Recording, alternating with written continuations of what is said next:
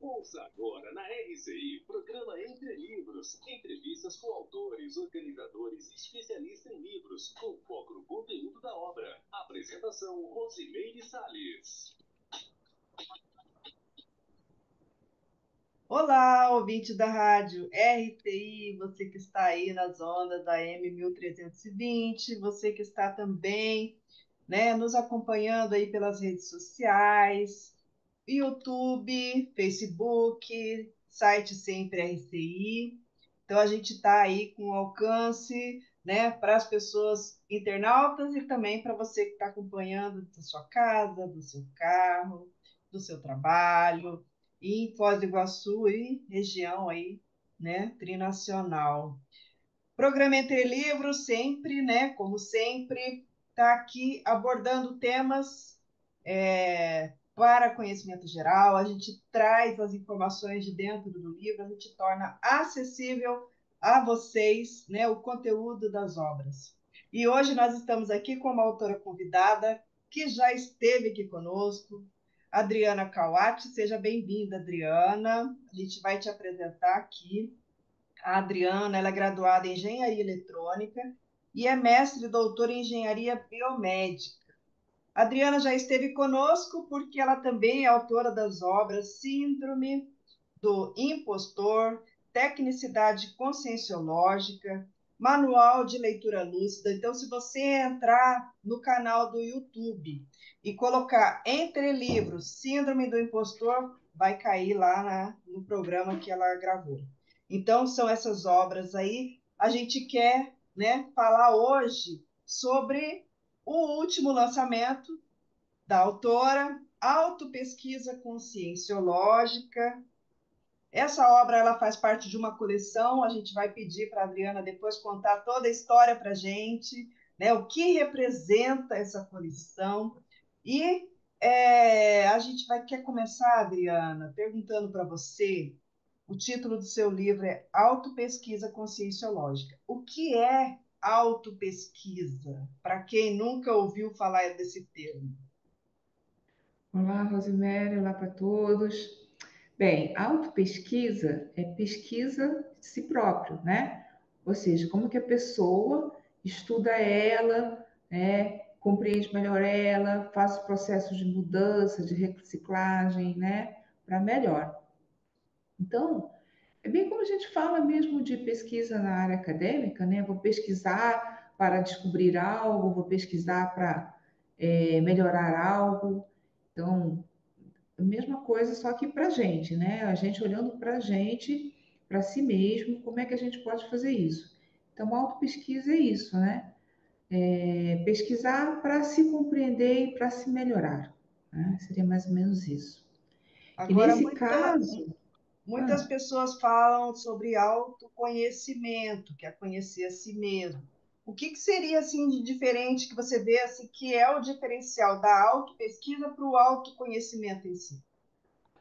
autoconhecimento é um dos resultados da autopesquisa.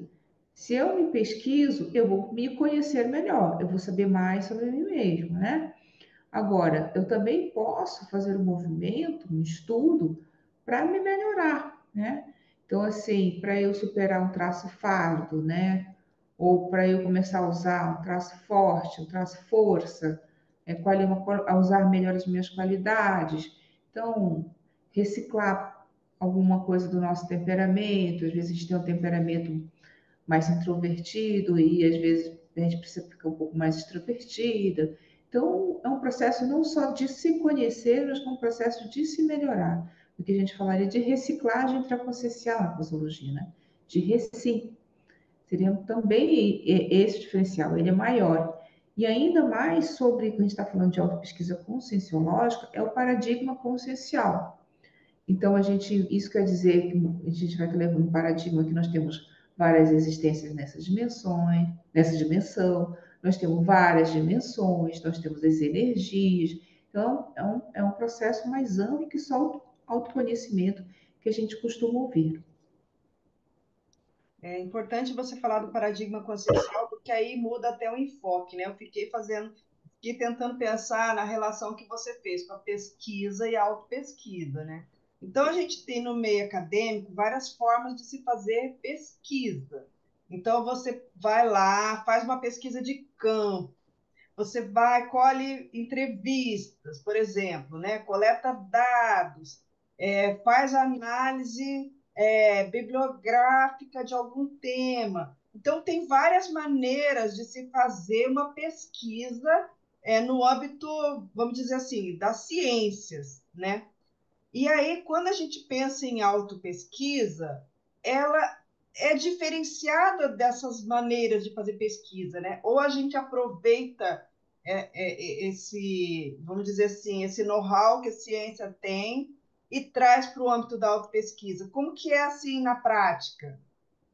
A gente pode aproveitar bastante coisa da pesquisa mesmo, que a gente está falando da ciência. Por exemplo, pesquisa tem que ter dados. A gente também tem dados para a nossa pesquisa, né?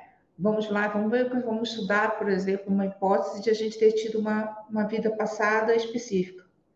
Aí eu tenho que levantar vários dados, várias informações sobre a personalidade, sobre mim, né? Eu tenho que levantar vários dados que vão acontecendo de sincronicidades, né? Então, assim, de percepções parapsíquicas, de retrocognições. Então, também tem a questão da coleta de dados. São coletas de dados que eu vou trazer, que vai me ajudar a entender melhor o problema ou a ou validar algo. Por exemplo, eu estudei muito tempo, como foi a origem do meu primeiro livro, a Síndrome do Impostor. Que dados eu tinha que levantar? Dados assim, será que eu estou tendo alguma distorção cognitiva? Ou seja, será que eu não conseguia me ver? Eu me via como sendo uma pessoa com certos traços, trafares, traços fardos, e na verdade eu não tinha? Ou ao contrário, será que tinha qualidades que eu não reconhecia que eu tinha, traços fortes? Então, assim, os dados também existem, né? Então, que dados são? Uns dados que a gente faz um levantamento da nossa biografia, nessa vida mesmo, né? Então, poxa, eu estudei em universidade pública, eu fiz mestrado, eu fiz doutorado. Então, a chance de eu não ter um nível razoável de inteligência é baixo. Isso é um fato, né? Mas para quem tem síndrome do impostor não aceita isso como fato, acha que é sorte. Aí tem as pessoas vão te dando feedback, vão te dizendo, né, a percepção que elas têm.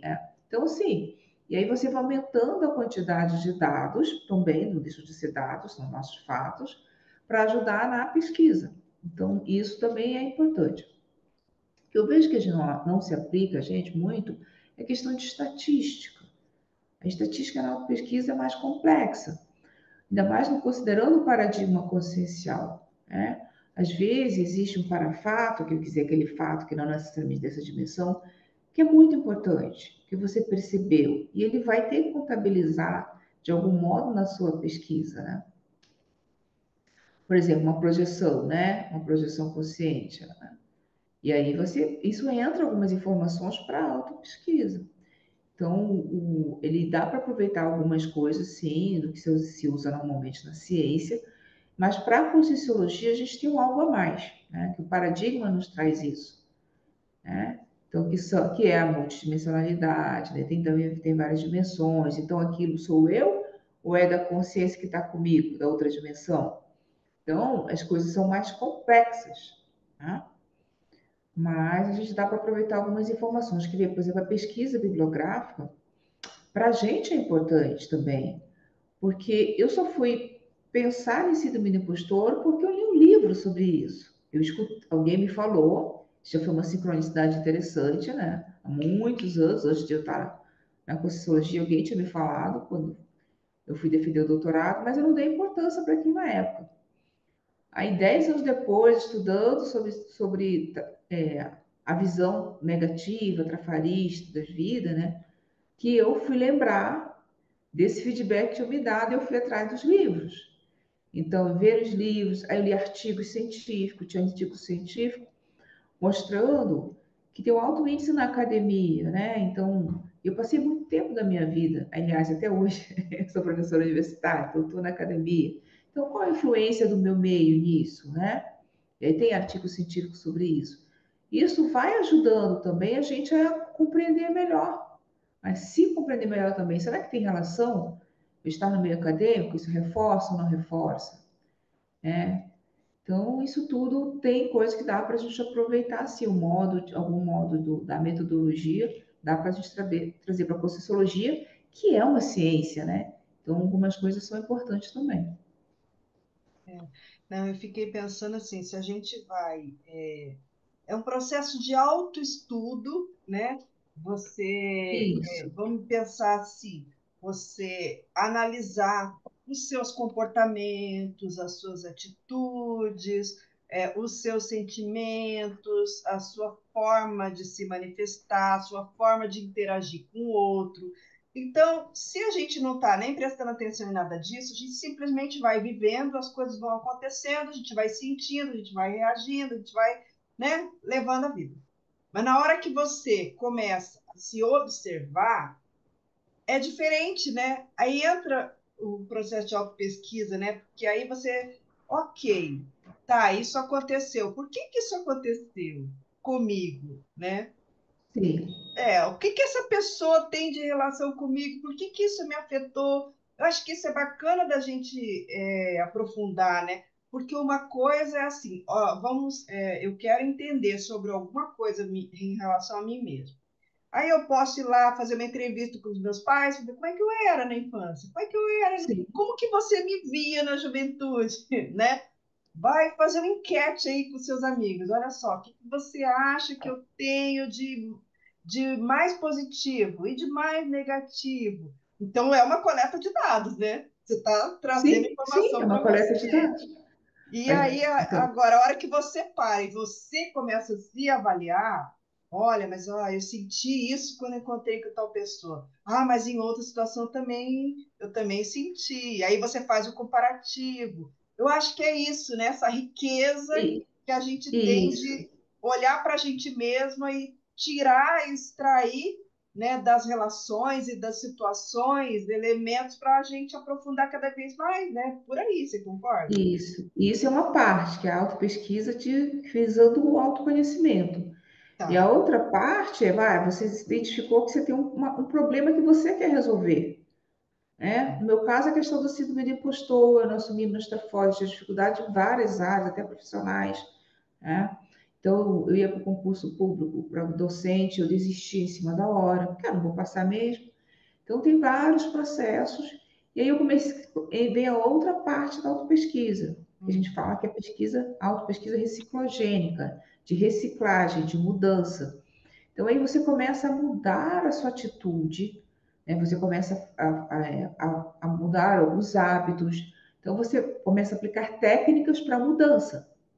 É. Então, isso também é autopesquisa, entendeu? É uma Autopesquisa, mudança. proatividade, né? Não é um estudo passivo de você mesmo, né? De você só se olhar. Não, não, Você não. tirou um resultado, uma conclusão daquilo, você vai Você para a prática. E Na agora? prática, É mais ou como é menos que eu. por aí. Isso. Porque é a mesma coisa, eu sempre dou esse exemplo, que é o único que eu consigo lembrar, assim. Você vai estudar, né, na medicina, vou fazer a pesquisa para definir como funciona, como que é aquela patologia, uma doença, e também vou estudar também como é que eu curo, como é que eu resolvo aquele problema. Perfeito. Então, como é que eu resolvo o problema que eu tenho? É uma pesquisa também. E aí, no caso da pesquisa, eu quero resolver um problema, eu vou pesquisar, vou ver que técnicas que tem, então nós temos técnicas para isso, né? Então, que a gente pode aplicar, né? E aí você traz aqui, né, motivação para auto-pesquisar. Então, como é que a gente cria isso? Como é que fica assim prazeroso? Ou como é que a gente tira essa, vamos dizer assim, a iniciativa, né, o ímpeto, a vontade de se auto-pesquisar? Eu acho que tem a ver com um pouco nossos valores. Cada um vai ter que descobrir qual é o seu valor real. Real, né? Aquele valor idealizado, né? Todo mundo gostaria de ser a super pessoa assistencial, né? Aquela coisa assim. Não, qual é o valor real? E dentro desse valor real, você descobrir qual é a relação com a autopesquisa. Se a pessoa tem um valor, por exemplo, da evolução, quer evoluir. Bom, sem autopesquisa, você evolui, a gente evoluiu até agora, mas ele utiliza o processo, né? Fazer vai mais rápido, imagina. Eu tenho técnicas que eu vou aplicar para descobrir como eu posso ir mais rápido, como é que eu posso superar alguns traços fardos, como é que eu posso. Às vezes até não é superar, às vezes é trafora, traços fortes que a gente não está usando, que precisa aplicar mais, entendeu? Então aí a gente, nesse processo, então se você dá valor para a evolução, a autopesquisa faz todo sentido. Ah, a pessoa dá valor para otimizar, gosta de otimizar tudo na vida. Autopesquisa vai otimizar a evolução. Você pode usar a autopesquisa para otimizar alguma coisa sua. Eu quero otimizar minha produção gesconográfica. A autopesquisa pode te ajudar na produção gesconográfica. Por que que eu estou produzindo pouco? O que que faz eu não priorizar? Entendeu? A autopesquisa também te ajuda nisso. Então, a hora que você identifica o que você quer, o que você dá valor de fato, e você faz correlação com a autopesquisa, você consegue valorizar a autopesquisa. E Isso é aí, um jeito de valorizar. aham, é. E aí esses valores não tem jeito, eles são muito pessoais, né? A gente pode até adquirir alguns valores que a gente tem aí o histórico na família ou nos ambientes onde a gente interage, mas são nossos, né? É isso que direciona a gente para algum Então, lugar. nossa, isso ajuda na motivação. A pessoa pode ser que a motivação dela seja ser completista existencial, né? Seja cumprir a sua missão de vida na Terra. Então, pô, para eu cumprir o que eu tenho que fazer aqui, eu preciso saber o que eu tenho que fazer, o que eu planejei antes de nascer, antes de ressomar. E aí, eu preciso de autopesquisa para isso, porque eu preciso saber mais detalhes sobre os meus traços, para saber, né? Muita coisa do que a gente veio fazer aqui está relacionada aos nossos traços. Então, a autopesquisa também serve para isso. Então, ela serve para muita coisa. A gente estava falando também de motivação, né? Uma coisa é começar, outra coisa é se manter, Ótimo. né? Vamos falar sobre isso. Começar a academia e depois, pô, fácil, mas manter depois fazer ter academia é mais difícil, né? E, aliás, o exemplo, a autopesquisa também pode servir para isso, para uma academia. Por que será que eu não motivo? Será que eu gosto de uma resposta mais rápida? Será que esse tipo de atividade eu não gosto? Será que se eu mudar o horário vai ser melhor para mim? É melhor para minha academia de manhã, de tarde ou de noite? Tá? Isso também, autopesquisa é para tudo. E para motivar, eu acho que tem muita vezes com resultados, tá? Se você não consegue ver resultados, é difícil você motivar. Então, para isso é bom você ficar observando o que melhorou na sua vida com a autopesquisa, o que você está sentindo melhor com a autopesquisa. Então, isso vai te motivando. E outra coisa, como estão várias técnicas diferentes, tanto para se compreender como para reciclar, para mudar, pega técnicas que sejam mais prazerosas para você, né? Cada um tem coisas que se dá melhor do que outras. Por exemplo, tem gente que é especialista em fazer autopesquisa, prestando atenção nas coisas do dia a dia. Está lavando um prato, está fazendo não sei o quê, está prestando atenção nos pensamentos, nos sentimentos, na energia, né? Tem gente que é melhor se estiver em grupo, então gosta de fazer dinâmica. Então, vai aproveitando o modo de funcionar daquilo que gosta de fazer. Entendeu? Tem gente que gosta de preencher planilhas. Eu não gosto muito de preencher planilhas. Não sou muito especialista, mas adoro aplicar técnicas. Entendeu? Adoro aplicar técnicas. Então, fazer laboratórios diferentes. Então, eu gosto de fazer isso. Então, já apliquei técnicas de 10 dias de isolamento. Já fiz técnicas, na Alameda Técnica de Viver na Civex. Faço laboratórios do CAE. Então, eu já gosto de funcionar diferente. Gosto de escrever. A escrita me ajuda na autopesquisa. A leitura me ajuda na autopesquisa. Então, acho que cada um tem que descobrir como funciona melhor. E aí isso vai ajudando a gente a se motivar. Se alguém me obrigar a preencher planilhas e planilhas e planilhas, eu vou odiar fazer autopesquisa. Não é a minha praia, entendeu? Isso também, né? Mas a gente vai querer saber mais aí sobre essa técnica. Só um minutinho, tá, Adriana? Você também Hum. aí de casa. A gente vai voltar depois do intervalo. Fique antenado. Programa Entre Livros. Apresentação: Rosimeire Salles. Voltamos a apresentar Programa Entre Livros. Apresentação: Rosimeire Salles. Adriana Cauati é a nossa entrevistada de hoje, nossa autora convidada, falando sobre a obra Autopesquisa Conscienciológica. eu queria retomar lá naquele ponto. Você falou de algumas técnicas que você aplica. Então, quer dizer que para a gente fazer uma autopesquisa, vamos dizer assim, eficaz, né? A aplicação de técnicas ajuda muito. Eu queria que você falasse sobre isso. Como é que se faz isso? Como é que se aplica uma técnica? Quais são as melhores técnicas? Como que a pessoa faz para poder. Ela copia a técnica de alguém, ela cria a técnica dela? Fala um pouquinho aí sobre técnicas. Então, sempre a pessoa me pergunta qual a melhor técnica. Não existe uma técnica única, né? Então, assim, aquela história que eu falar que tem que ter uma revisão bibliográfica, na verdade, tem que ter um estudo inicial, tipo, o que você está querendo resolver, ver se já tem algo publicado. A gente já tem algumas técnicas publicadas, né? Então, técnica para mudança de bloco pensênico, né? Mudar o modo de estar pensando uma coisa, mudar para outra, para não ficar, né? Com aquilo na cabeça. Então, temos técnicas diferentes. Então, é dependendo da questão que a pessoa quer resolver. Então, por exemplo, eu quero uma ferramenta, né? Um instrumento muito útil para a gente, é o conscienciograma, né? Na conscienciologia.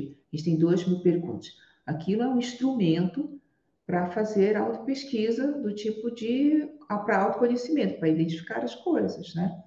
Então, é um instrumento bom. E aí, eu também uso de laboratórios, né? Uso de laboratórios da Conscienciologia. Você vai lá e é um recurso que é muito bom. Você pode ir para um laboratório com uma pergunta na cabeça, ver que tipo de ideias vai vir, que insight vai vir, né? Eu já fui fazer uma vez laboratório de pensenologia, querendo saber um pouco mais sobre o Mater Pensene. E na época não tinha livros de Mater Pensene, não tinha técnica de Mater Pensene. Então, eu usei o laboratório para poder ler o material que tinha dentro do laboratório, para ver se eu tinha alguns insights, né? Hoje em dia, com as técnicas que eu já vi, aplicando, eu vi que não era aquela minha primeira hipótese, não era. Eu acho que hoje é outra, mas serviu aquele momento para me ajudar. Então, tem uns laboratórios, esses são recursos que podem ajudar a gente. O que mais? Às vezes tem instrumentos, né? Tem vários recursos, se você olhar no site do ICGE, né, da Conscienciologia, o site, ele traz bastante material lá, planilhas para fazer, questionários para responder, né? Então, você pode ter um percenograma, você vê como é que está o seu PCN, né? Pensamento, sentimento, energia, como é que está. Então, esses são vários, nós temos vários recursos na Conscienciologia, as dinâmicas parapsíquicas que acontecem, ele pode nos ajudar também, te dar ideias, te dar insights, sugestões de feedback, você vai juntando dados para a sua pesquisa, né? E de reciclagem, você pode também criar também, às vezes não tem, né? Ou então, às vezes tem, por exemplo, na psicologia, tem técnicas na psicologia. Aí, como é que a gente faz? A gente traz para o nosso paradigma da Conscienciologia, ampliando, né? Porque quando você está num paradigma da ciência mais eletronótica, você não vai ter questão de percepção energética, ou se tem uma outra consciência, né, de outra dimensão que você é uma consciência. Então, isso tudo você tem que expandir um pouco, né, ou muito, na verdade, se você trabalhar com paradigma consciencial, né, com a conscienciologia. Então, tem técnicas também que você pode usar de outros, de outros paradigmas, expandindo sempre para o paradigma da conscienciologia, em que você, por exemplo, tem uma hipótese que, às vezes, o que você tem hoje não é oriundo dessa vida. Pode ser, por exemplo, um trauma de vida anterior, né? E aí pode te trazer essas algumas informações que você, às vezes, vai ter que trabalhar mais. Às vezes, as coisas que acontecem nessa vida são mais fáceis de superar. E coisas que você já tem muitas vidas são mais difíceis. Então, a gente vai usando todos esses recursos, né? Que nós temos tanto na Conscienciologia como fora. A gente vai ampliando, né? Vai aumentando. Você fala aqui sobre os recursos do dia a dia. Os recursos do dia a dia não são as técnicas que você aplica de autopesquisa, né? São coisas diferentes. São recursos é mais amplo, né? Eu aplico uma técnica usando recurso. Então, posso usar uma técnica de autopesquisa dentro de um laboratório específico, dentro de um laboratório da Conscienciologia. O laboratório seria mais recurso. A dinâmica é um recurso. Eu posso, dentro da dinâmica, aplicar uma técnica, entendeu? Então, o recurso é mais amplo. E no dia a dia, a gente tem vários que a gente pode usar. Dentro da Conscienciologia, a gente tem bastante. Tem até a TENEPS, né? A tarefa energética pessoal, que é diária. É um recurso bem interessante. Você está ali todo dia, você pode observar quais são os teus assistidos. Pode trazer muita informação para você. Eu fiquei lembrando de um amigo nosso que, primeiro, na verdade não é ele, né? Ele que copiou de Valdo Vieira, mas, tipo assim, ele anda com papel e caneta até dentro do ônibus. E ele anota tudo o que acontece com ele, todas as ideias que vêm. E o professor Valdo, ele fazia muito isso, né? Principalmente no final da vida dele, escrevendo pensatas. Então, onde ele tivesse, ele extraía elementos para a escrita, né? Não vou dizer que é a mesma coisa, que o foco dele era escrever para o público em geral, mas para a autopesquisa isso também é válido, né? E aí eu acho que entra essa questão do registro também importante na autopesquisa, né? Porque, tudo bem, eu vou e observo o que acontece comigo, mas se eu não anotar, amanhã eu já esqueci.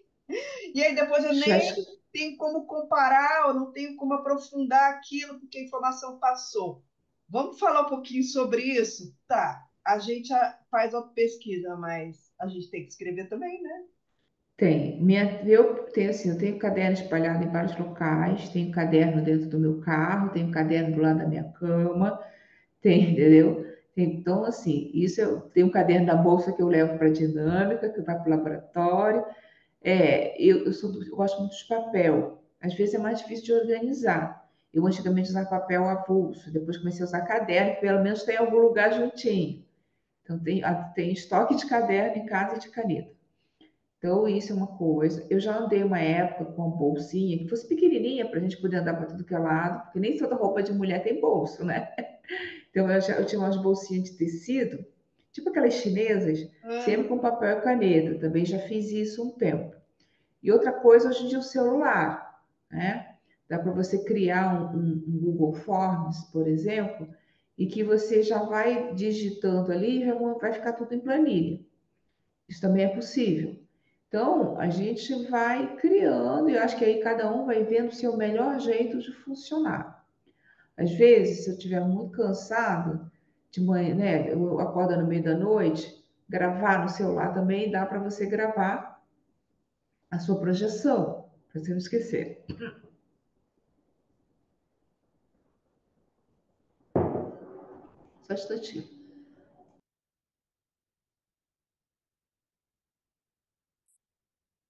Gravar só tem um problema que eu vi. Eu gravava minhas projeções, mas eu estava com sono. Então a minha voz ficava, e depois eu não conseguia entender o que eu tinha gravado. Não, tem seus problemas, mas às vezes dá preguiça também de levantar e acender e escrever. Mas a gente vai se virando. Eu acho que assim, não pode ser aquela coisa super estressante, porque senão a pessoa vai desistir. Então ela vai ter que se virando aí no que dá. Eu acho que o mais importante é fazer, vai fazendo. Mas é importante. As coisas depois, às vezes, você precisa de anos para entender. Uma das primeiras, se não foi a primeira complementar que eu fiz, vira uma coruja. Coruja? Aí é uma coruja, sabedoria, e vai. Mais de 10 anos depois, a hipótese de personalidade que eu estudo do século XIX teve uma coruja com um bicho de estimação. Ai, que interessante. Entende? Então tem assim, muitas coisas que se eu não tivesse anotado, você acha que né, vai lembrar disso? Não que às vezes não venha um exemplo, ó, vai olhar nas suas anotações que tem algumas coisas que são importantes. Mas nem sempre vem essa informação para você olhar suas anotações. Então você vai anotando as coisas, isso vai te ajudando, mas a pessoa não pode também se amarrar a isso. É isso que eu falo, quando eu sou o tipo de ter banco de dados, é não se amarrar, né, demais. A autopesquisa não pode ser muito pesada quando a pessoa desistir. Porque a pesquisa é contínua, né, Rosemary? É para essa vida e para as outras. Eu falo que eu quero aprender a fazer pesquisa para otimizar essa e as outras vidas nessa dimensão, não só essa. Eu acho que a hora que a gente conseguir assim, entranhar na nossa consciencialidade essa maneira, vamos dizer, matemática, não, né, não é bem isso, mas é assim, prática com tecnicidade, né, que é a sua especialidade, Isso. de você olhar para você mesma. E aí sim, a hora que você introjeta isso, acho que fica vincado, né? Então, nas próximas é até mais fácil da gente reaver isso, mesmo que a gente não tenha plena lucidez de quem a gente é, o que a gente está fazendo naquele Eu contexto, acho que vai modus de paciente, funcionar. modus operandi, né? Isso. Eu acho que eu já vinquei alguma coisa no curso intermissivo, né? Por Uhum. quê? Porque quando criança, eu já fazia isso, eu adorava responder coisas disso. Eu li livro de temperamento, li livro de temperamento quando criança, então eu gostava disso. E eu criava técnicas para reciclagem. Então, por exemplo, eu sempre me achei muito dura, muito difícil. Então eu peguei e fui fazer dança, para ver se melhorava um pouquinho e soltava melhor o corpo. Então assim, eu inventava de fazer alguma coisa para já reciclar. Então eu acho que isso é um dos meu paravinco, principalmente acho que foi a autopesquisa, Uhum. né? Nossa, é importante isso. E às vezes a pessoa, ela nem se dá conta de que ela está fazendo assim, né? Ou de que ela está já, digamos assim, experienciando um mecanismo de funcionamento que ela acha que para ela aquilo é natural e ela já está trazendo, né, isso da aula Isso. E eu memória acho dela, né? e quanto mais a gente trabalhar com isso, imagina se eu passar 30 anos, 40 anos fazendo isso, isso vai vincar, né? É, é. Agora, você traz aqui sobre a questão da leitura. Qual a sua relação da leitura? Você falou um pouquinho aí dessa pesquisa bibliográfica. Não é bem isso? A leitura com relação à autopesquisa é no sentido de entender o que você tem, ou como você é, ou como você se comporta. É no sentido, Rose, de ler mesmo também, de fazer uma pesquisa, de ler material, que vai te ajudar a compreender melhor, tá? A gente fala de teática, 1% de teoria e 99% de prática, mas tem que ter 1% de teoria. Estudar não só sobre como faz autopesquisa, como dependendo do assunto, por exemplo, quando eu escrevi sobre síndrome do impostor, que foi a minha autopesquisa, tive que ler muita coisa para entender. Não adiantou só eu mapear, só prestar atenção nas minhas ações, tinha que entender o que era síndrome do impostor. Fui entender as patologias correlatas, entender onde que aquilo poderia ter sido a origem. Né? Isso foi aprofundar o conhecimento daquele assunto, também te ajuda no processo de reciclagem.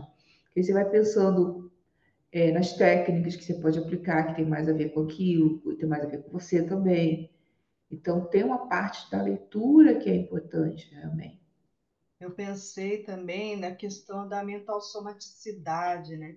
Porque suponhamos que eu queira estudar uma questão emocional minha, que eu identifico que eu tenho e que às vezes eu não sei lidar com aquilo.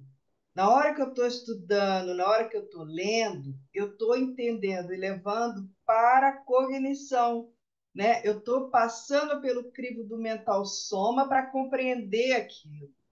E aí eu saio, vamos dizer assim, não é que eu saia do processo emocional, mas eu compreendo melhor na hora que eu estou não atuando emocionalmente naquilo, mas racionalizando, ponderando, entendendo, né, vendo os mecanismos. Acho que também tem esse viés, né?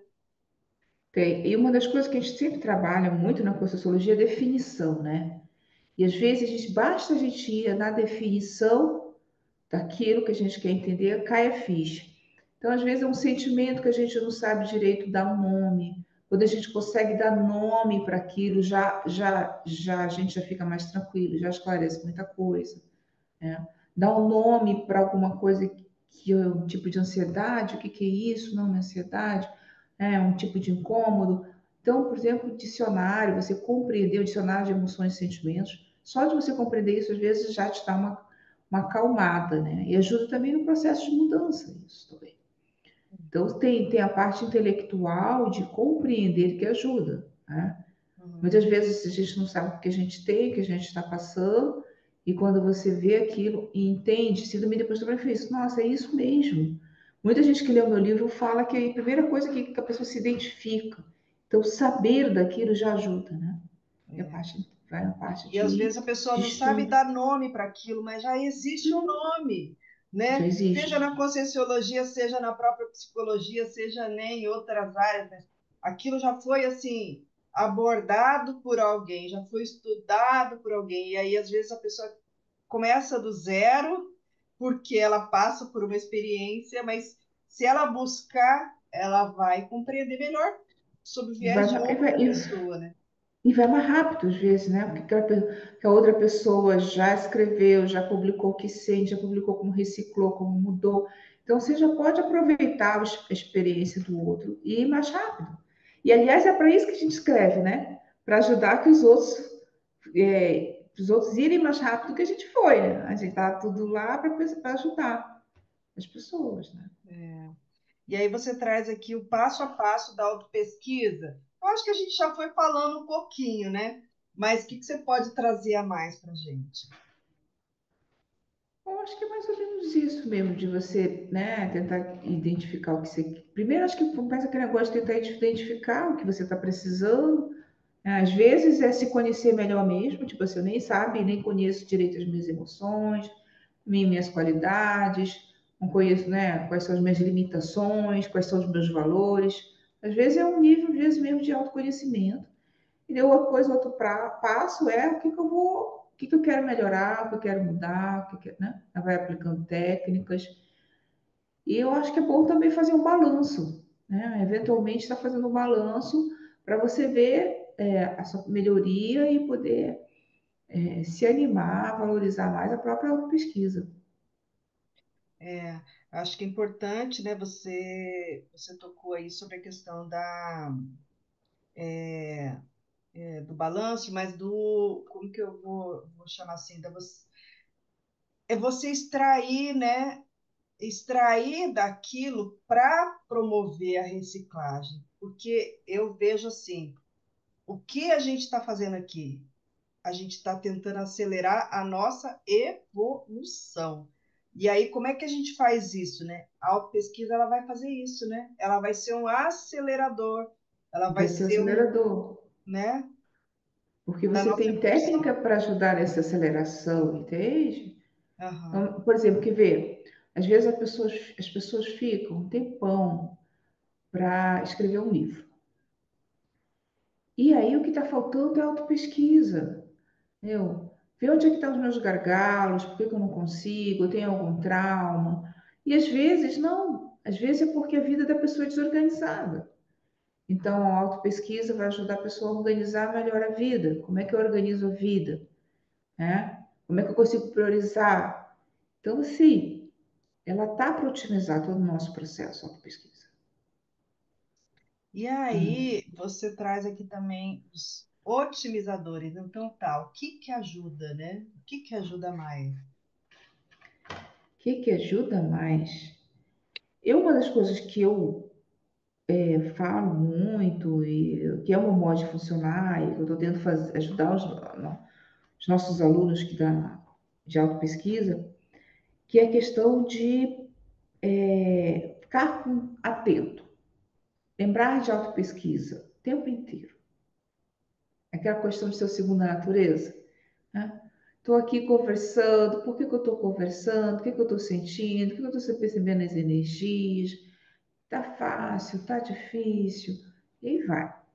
Sentiu incômodo, por que que eu estou sentindo esse incômodo? O modo de funcionou. Aí eu tenho um tema de autopesquisa sempre, por exemplo, no caso, eu pesquiso o autotraforismo, né? Que é uma visão mais positiva de si mesmo, o uso dos traços de forças a favor da interassistencialidade. Então, algo que percorre a minha vida, vai fazer alguns anos já, e eu percebo quando muitas vezes é falta de autotraforismo, quando eu estou sem autoconfiança, Isso, eu não estou valorizando meus trafores, eu sei qual traforo usar aqui, então não estou agindo traforisticamente, sabe? Então, isso vai ajudando assim, no dia a dia mesmo. Eu acho que isso otimiza bastante. Questão de ser mais curioso sobre si, sobre o mundo, né? A gente está sempre levantando hipótese, observando, prestando atenção nas sincronicidades. Várias autopesquisas minhas são com sincronicidade. Às vezes eu estou assim, parada vendo o filme, e aí eu penso assim, o que atualmente a minha situação tem a ver com a minha vida do século XIX? Aí no filme aparece o nome da personalidade do século XIX, que é a minha hipótese, sem o filme não ter nada a ver com aquilo. Não tem nada a ver. Então, como eu estou pensando, refletindo sempre, até vendo um filme, as sincronicidades vão acontecendo. Então, eu acho que isso ajuda Eu vou te bastante. falar uma sincronicidade de hoje. Nós estamos fechando já o volume 6 da coleção Círculo Mental Somático e hoje eu trabalhei no capítulo Sincronicidade. Ai, que legal! Ai, que interessante! E É muito curioso. sincronicidade para autopesquisa é muito interessante. Muito, é muito. E eu acho que a gente tem certas coisas que otimizam a sincronicidade. Essa história de estar, né, pensando, refletindo, analisando as coisas que acontecem. Se você não está prestando atenção no que está acontecendo, você não vai perceber, né? Vai passar batido, né? Então, eu sou muito com nomes, né? Tem gente que é muito bom com números. Para mim é mais nome. Então, o nome para mim acontece bastante. Muito bem, a gente está aqui falando sobre autopesquisa conscienciológica. Nós vamos chamar os nossos comerciais, mas em um minutinho nós estaremos de volta. Programa Entre Livros. Apresentação: Rosimeire Salles. Voltamos a apresentar Programa Entre Livros. Apresentação: Rosimeire Salles. Nós estamos hoje falando sobre a obra Autopesquisa Conscienciológica com a Adriana Kawati. Agora, Adriana, essa obra ela faz parte de uma coleção. Eu queria que você falasse um pouquinho sobre a coleção. Bem, a coleção se chama Coleção Teásticas da Conscienciologia, né? É uma coleção que é uma realização do CAEC com a Epígrafe, tá? E a ideia da coleção que ela seja obras pequenas, de fácil acesso, tanto em termos de preço quanto em termos de conteúdo. Então, são obras de divulgação científica. Então, ela vai trazer a ciência com Conscienciologia, mas de um modo mais acessível. E o que acontece? Como uma coleção, ela tem séries diferentes. Então, ela tem que as séries vão juntar obras com o mesmo objetivo. Por exemplo, o Autopesquisa Conscienciológica é da série Fundamentos. Então, vai trazer fundamentos, conceitos, na verdade, da Conscienciologia. Então, vai trazer também bioenergias, vai trazer parapsiquismo, vai trazer, né, vários outros títulos nessa série. O primeiro livro que saiu da coleção foi base da autopriorologia, né, que é daqui, que é da Eliana Manfroy, que é da série Especialidades. A nossa ideia é que as especialidades da Conscienciologia tem né, um livrinho desse, claro, não é um tratado, gente, trazer umas ideias, os princípios, o conceito inicial, para a pessoa saber do que se trata a especialidade. Então, nós temos outra série também que deve sair logo, que é a série Técnicas. Nós vamos trazer técnicas da Conscienciologia. E assim que a gente fala que a coleção é infinita, outras séries vão nascer, né? E os livros podem ser infinitos em cada série, tanto é que eles não têm numeração. Está pronto, publica, está pronto, publica. E por que infinito que eu falo? Somos uma ciência, né? A Conscienciologia é uma ciência. Então, é infinito, não vai deixar de ter conceitos novos aparecendo, não vai deixar de aparecer especialidades nem técnicas. Então, A ideia é essa, né? É um livro de bolso e acho que é isso. Uma coisa que eu esqueci. Não, e aí eu sou da época da editora IPC, né? Então, muito antes aí da gente de ter outras editoras conscienciológicas.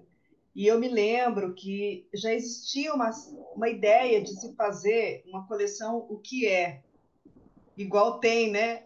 O que é filosofia, o que é sociologia, e eu penso que talvez essa aqui seja a materialização daquela ideia, ou seja, a ideia está aí no cosmos, alguém vai pegar e vai executar, né?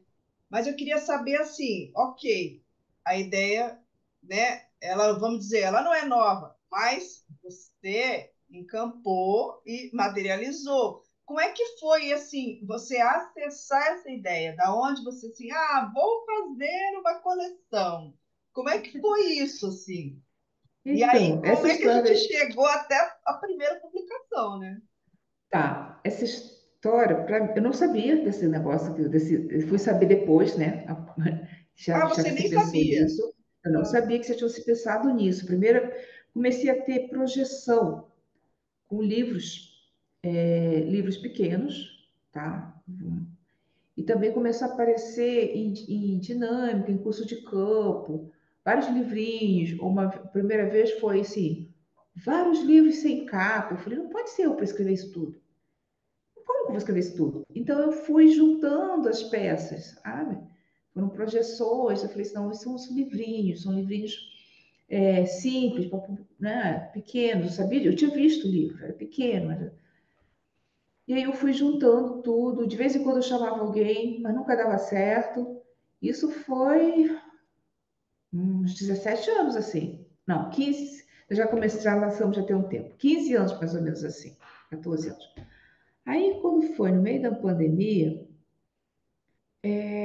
os amparadores falaram bem assim para mim: está na hora de começar o projeto dos livros.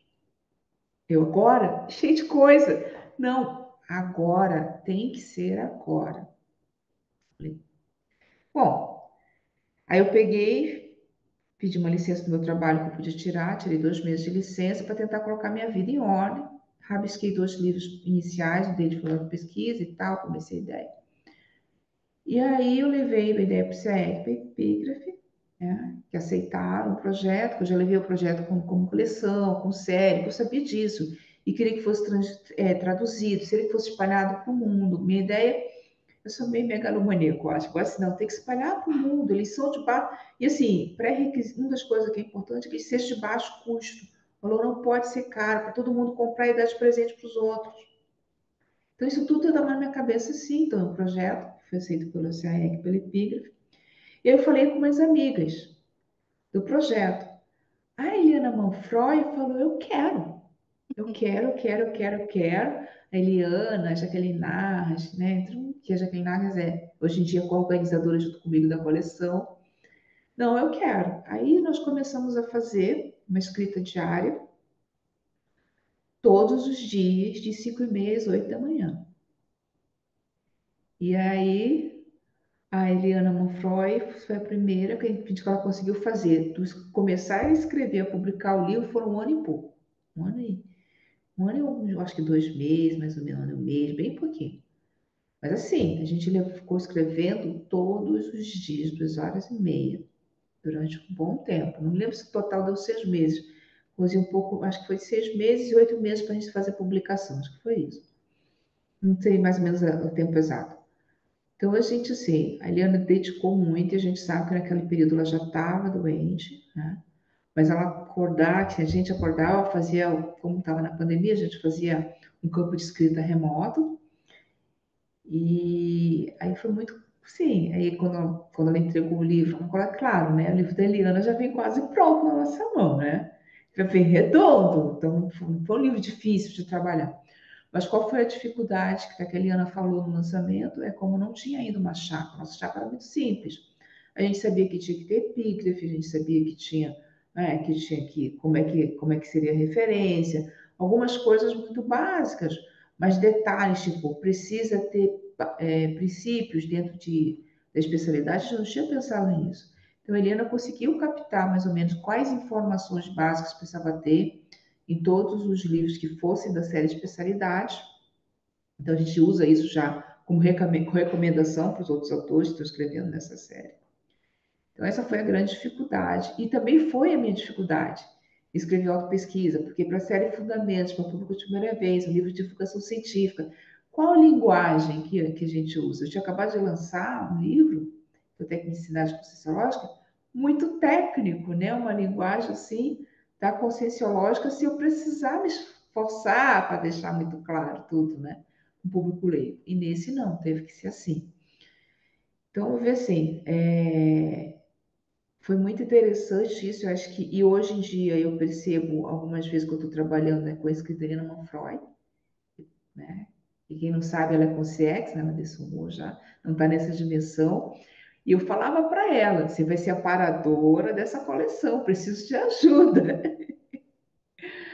E eu acho que, de certo modo, a coleção, tipo, os amparadores terem dito que tinha que começar naquele momento, era um pouco por causa dela, sabe? A Agora, minha hipótese, eu acho que era para a gente conseguir incluir ela. Porque eu estava num momento de vida péssimo para começar a coleção. Tanto é que eu estou enrolada até hoje com tudo, a coleção, mas tudo que eu já estava fazendo. Então, agora você falou aí, bom, é infinito, né? Então significa que serão diferentes temas, diferentes autores, e como é que é lidar com isso? Como é que se dá o critério para a escolha de um tema? Como é que se seleciona quem são os autores? É autohabilitação? É indicação? Como é que é, assim, na prática, o trabalho as de duas, vocês? Rose, as duas coisas, pode ser tanto indicação como autohabilitação. Algumas pessoas a gente já sabe, que já tem uma experiência, que, né, seria legal ter o livro, e outros que as pessoas podem se autohabilitar, só que é necessário em todos os casos, né? Que a pessoa tenha experiência com aquele assunto, já tenha publicado alguma coisa sobre aquele assunto, né? A pessoa que não sabe nada de jejum, não sabe, não, mas de jejum não, a pessoa tem uma certa experiência. Porque as pessoas pensam que por ser de divulgação científica, ser um livro mais simples, é mais fácil de escrever. Não é, a pessoa tem que ter uma visão geral para saber o que é mais importante, qual a síntese que ela vai fazer.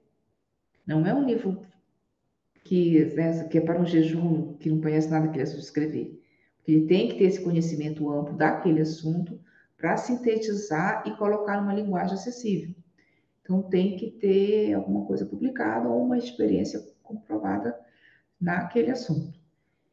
E a gente tenta ajudar os autores, porque assim, é uma coleção, então umas coisas são padrões, né? Então tem uma certa padronização, que tem que ter, por exemplo, a explicação dos neologismos no próprio texto. Tem um nível básico de padronização, porque é uma coleção. Então, tem alguns autores que estão tendo um pouco de dificuldade nessa padronização. Mas hoje em dia a gente tem 40 autores escrevendo, né? E acho que então, a gente vamos ver como é que vai ser os lançamentos nesse ano, ainda vai sair alguns livros, ainda esse ano ainda acho que sai, acho que a gente consegue ainda. Tem livro já que já está na reta final de revisão. Agora, ela é mais difícil que um livro pessoal, porque você tem menos liberdade. E aí nós temos várias camadas de revisão, entende? Tem uma revisão mais de está compreensível um pouco leigo, tá bom. Aí depois vai começando a ter camadas de detalhismo para ficar um pouco mais padronizado. Mas, claro, não deixa de ter a energia do autor, um pouco do estilo do autor. Né? Não é a mesma coisa que um livro pessoal, que é muito mais livre você fazer. Você tem que criar uma certa formatação. Então, eu acho a dificuldade maior que são vários níveis de revisão e às vezes nem todo autor tem paciência para isso. Mas eu percebo que ele volta muito mais para o autor que um livro pessoal. Mais vezes, sabe? Isso a gente, porque justamente isso, mas ou passa demais, teve gente que chegou com 3 vezes o tamanho do livro. Falei, além de dificultar, do ponto de vista que ele vai ficar mais caro, a gente não quer que ele seja caro, vai dificultar. O projeto tem previsão de tradução para outros idiomas. Então, isso vai dificultar também. Então, não pode ter um livro muito grosso, não faz parte do objetivo da coleção, de ser sucinto, de ser acessível todo ponto de vista.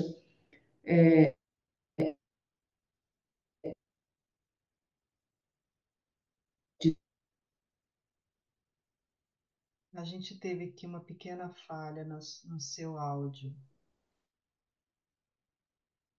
Mas, enfim, você traz aí a questão, né, de que hoje tem 40 autores escrevendo. Eu queria saber como que se dá o trabalho aí de acompanhamento dessas obras, ou se a pessoa tem uma certa autonomia. Como é que funciona isso?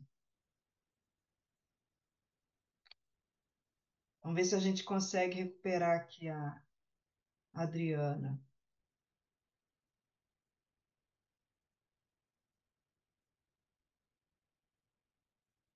Pessoal, eu vou chamar o intervalo e em um minutinho a gente volta, tá bom? Programa Entre Livros. Apresentação: Rosimeire Salles.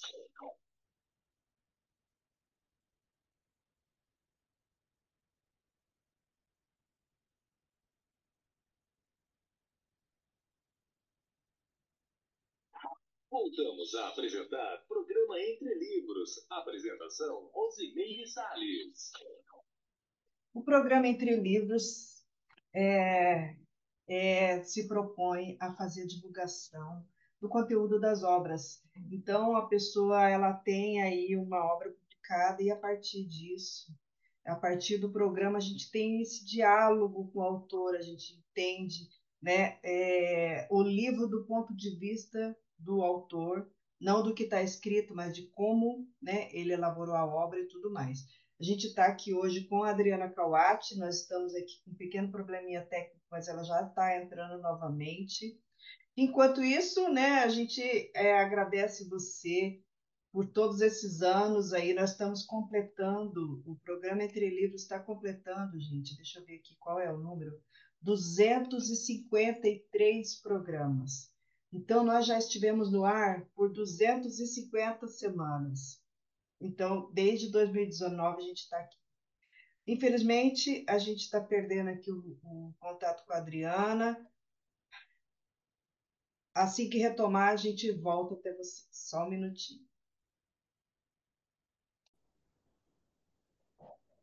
E, Adriana, você falou, né, que hoje a gente já tem 40 autores, né, autorandos, em processo aí de produção das suas obras. E como é que é feito esse acompanhamento? A pessoa ela pega um tema e ela, né, desenvolve sozinha. Existe um trabalho de vocês junto ao autor? Como que é essa dinâmica aí de produção?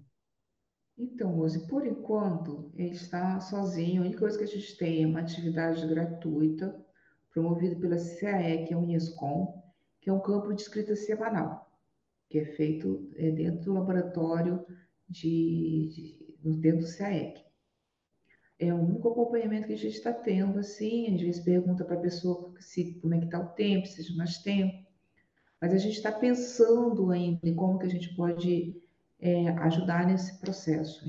A única ideia foi essa de campo que a gente achou, mas talvez, não sei se outras ideias ainda estamos esperando ver se alguém tiver outra ideia de como acompanhar, Uhum. porque a gente entende que às vezes o processo de escrita, para quem não está acostumado, a gente acaba não priorizando, né, pelas atividades que são mais urgentes no dia a dia. Eu mesmo sou uma, que eu tenho um monte de coisa que está parado por causa que sempre tem uma coisa urgente, tem uma live que te convido. Mas é verdade, né? Mas é isso, faz parte, faz parte. Mas gente, quem eu não conseguir organizar bem a vida, é difícil manter uma produtividade diária, né? Então, por enquanto, o que a gente tem é esse campo de escrita, né, que é presencial, desculpa, em Foz do Iguaçu. Mas estamos pensando ainda em outros modos. E a gente tem aí, né, vamos supor, hoje 40 pessoas, né, nesse ritmo aí de aprofundar nos seus temas para publicar. Mas existe toda uma equipe, né? Qual o tamanho dessa equipe para dar conta de 40 livros? Então, se todo mundo resolver trabalhar e entregar ao mesmo tempo, nossa equipe está pequena. Nós estamos, deixa eu ver, oficialmente hoje, não lembro quantos revisores nós temos. Nós temos 10 revisores hoje em dia, fora as duas organizadoras, isso dentro do CAE, que envolve, nesse tem revisor de português, revisor da bibliografia exaustiva, né? Revisor de COFOR, mas também a gente pede ajuda quando é muito para especialistas. Então, no caso do livro da INVEX, a gente pediu ajuda para quem estuda a INVEX, não só o INVESU, que aplica técnica, mas para quem estuda, para ajudar na revisão. Então, tem essas pessoas que a gente pede para ajudar no conteúdo né, específico, para ver se a gente não está deixando passar alguma bobagem. A gente não é especialista, né? Então, precisa que especialistas olhem. Mas a nossa equipe hoje em dia somos 10, né? E lembrando que além da revisão que passa pelo CAEC, tem a revisão que passa dentro da epígrafe, né? Então, assim, a gente está querendo otimizar esse processo também, tentando ver como é que a gente vai fazer para qualificar os revisores, porque como a coleção ela é infinita, eu não posso deixar que a coleção seja dependente das atuais organizadoras, que sou eu e Jaqueline Nardes. A gente já quer preparar pessoas, porque todos os livros passam pela nossa mão, ou minha ou dela, né? Mas a gente tem que preparar mais pessoas que possam fazer isso.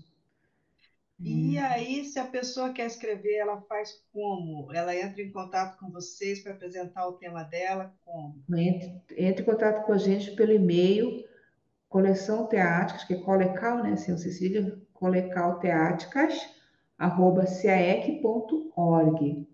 E aí, entrando em contato com a gente manda a ficha que ela tem que preencher, com os dados pessoais, a comprovação da produção científica dela na área, e a gente conversa. Muito bem, então, Adriana, a gente agradece aí pela sua participação hoje conosco, né? A gente espera aí que em breve tenhamos várias outras obras para nós entrevistarmos, né? Os autores dessa coleção e que ela cresça rapidinho, né? O meu tá lá na fila. Sim, você está na fila. E a gente agradece também a você que esteve aí, né, conosco. E lembrando que sempre, né, a gente está aqui todo sábado de manhã trazendo aí uma novidade. Então, tchau, tchau, pessoal. Obrigada, Adriana. Eu que agradeço. Tchau, tchau.